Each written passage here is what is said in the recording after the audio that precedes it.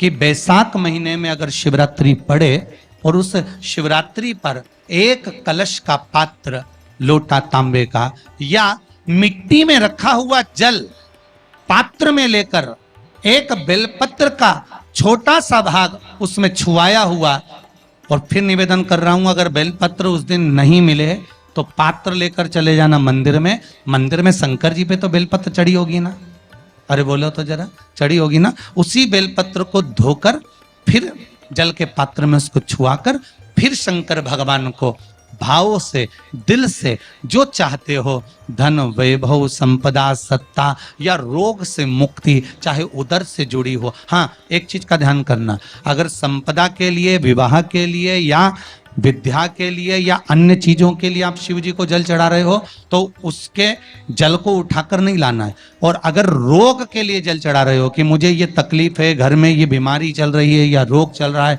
या किडनी का या लीवर का या कैंसर का या ब्लड प्रेशर का, तो जो जल तुमने समर्पित करा उसको लेकर आकर आचमन भी करना। कौन से दिन? जम के बोलो जरा। शिवरात्रि यही महीने में जल समर्पित करना कि बैसाख महीने में पवित्र वृक्ष के जड़ में एक लोटा जल समर्पित कर देने पर और वहां की जो रज है उसको मस्तक पर चढ़ा लेने पर 84 लाख योनियों से मुक्ति मिल जाती। 84 लाख योनियों से। आप में से कितनी माताएं या कितने भाई लोग बैठे हैं जो शंकर जी के मंदिर पर जाते हैं और मंदिर पर जब जाते हैं वापिस जब लौट कर आते हैं तो मंदिर की चौखट का स्पर्श कर कर अपने मस्तिष्क पर उस रज को लगाते हैं? आप में से कितने लोग हैं? हैं बहुत सारे, ठीक है। अब जितने लोगों ने हाथ उठाया और नियम से अगर शंकर मंदिर की दरवाजे की चौखट पर भगवान शंकर को जल चढ़ाने के बाद जब आप लौट कर आ रहे हैं और उनकी चौखट पर आपने हाथ फेर कर अपने मस्तिष्क पर उस रज को लगाया है, वो धीरे धीरे अपने भाग्य की ओर देखते हैं। तारीख लिख लेना कि मैंने इतनी तारीख से मंदिर जाना चालू करा, इतनी तारीख से मैं ये काम कर रहा हूं और इतनी तारीख तक मुझे ये फल की अनुभूति हुई। जैसे इस पत्र में आया है, देखिए जरा।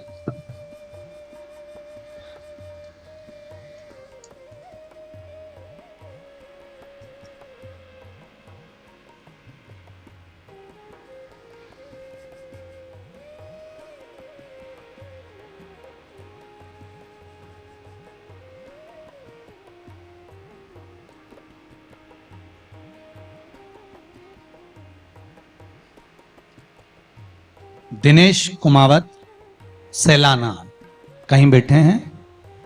दिनेश जी कुमावत सैलाना से हाथ हिला सकते हैं कहीं बैठे हो तो।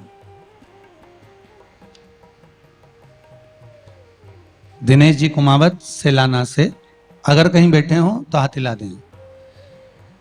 इन्होंने पत्र में लिखा है, गुरुदेव भगवान शंकर पर एक लोटा जल प्रतिदिन अर्पित करने की महिमा मैंने जानी है।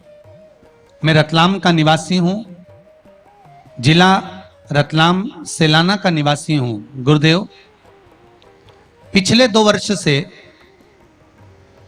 सीपीसीटी की परीक्षा दे रहा था, परंतु 2-3 नंबर से रह जाता था। इस बार मैंने आपका बताया हुआ बेलपत्र पर शहद लगाकर शिव को चिपकाकर फिर परीक्षा देने गया। पेपर कठिन होने के बाद भी मुझे 90% अंक प्राप्त हुए और रतलाम का ही कॉलेज प्राप्त हुआ। ये पत्र,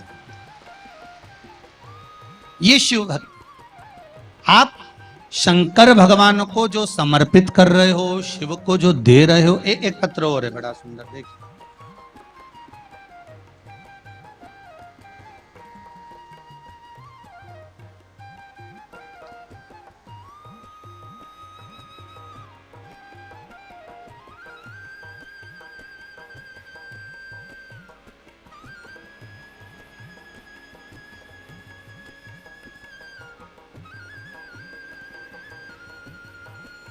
एक बहुत अच्छी बात लिखी है।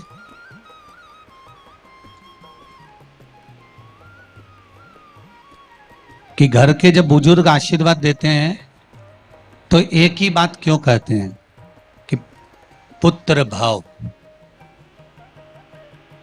भगवान तुझे अच्छा बेटा दे, पुत्र दे, छोरा दे। कभी भी घर के लोग ये आशीर्वाद क्यों नहीं देते कि भगवान तेरे को अच्छी बेटी दे, अच्छी पुत्री दे। बहुत अच्छी बात लिखी है।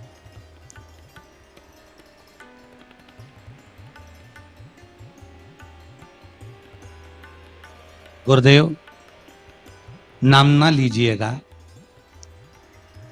मेरी शादी को 3 वर्ष पूर्ण हो चुके थे।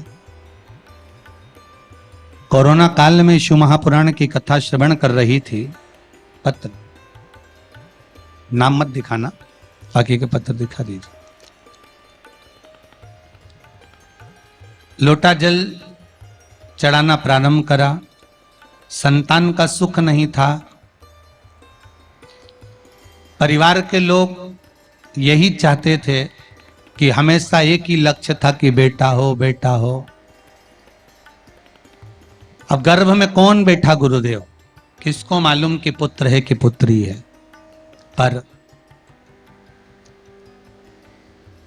घर की अभिलाषा इतनी ज्यादा थी कि बेटा ही होना चाहिए, पुत्र ही होना चाहिए।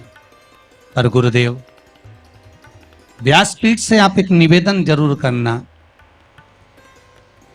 कि आप कहते हो कि बेटा एक कुल को तारता है और बेटी 2 कुल को तारती है, तो आशीर्वाद देते समय पुत्री का भी आशीर्वाद होना चाहिए। ठीक है, मैंने तो शंकर जी से मन्नत मांग ली और कहा लोटा भर के जल चढ़ाऊंगी, रोज चढ़ाऊंगी। वो सियोर वाला महाराज कहता रहता है मेरे घर के लोगों की अभिलाषा पूरी करना, पहले पुत्र ही दे देना, भले दूसरी बार में मुझे पुत्री दे देना। और भगवान की कृपा हुई, 15 दिसंबर को मेरे घर में बेटा हो गया है। ये शिव की कृपा से हुआ। पर मेरा एक निवेदन आप सभी से, जितने श्रोता भाई बहन बैठे हुए, जन्म मरण परण ये 3 मेरे भगवान के हाथ में है, मेरे शिव के हाथ में। जन्म भी उसके हाथ में है, मरण भी उसके हाथ में है और परण भी उसके हाथ में है।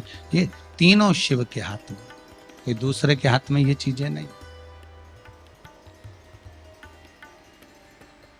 भगवान से एक निवेदन मेरी माताओं से है, बहू को जब भी आशीर्वाद दो तो ये मत कहो कि पुत्र हो। बहू को आशीर्वाद दो तो ये दो कि तेरे गर्भ से जो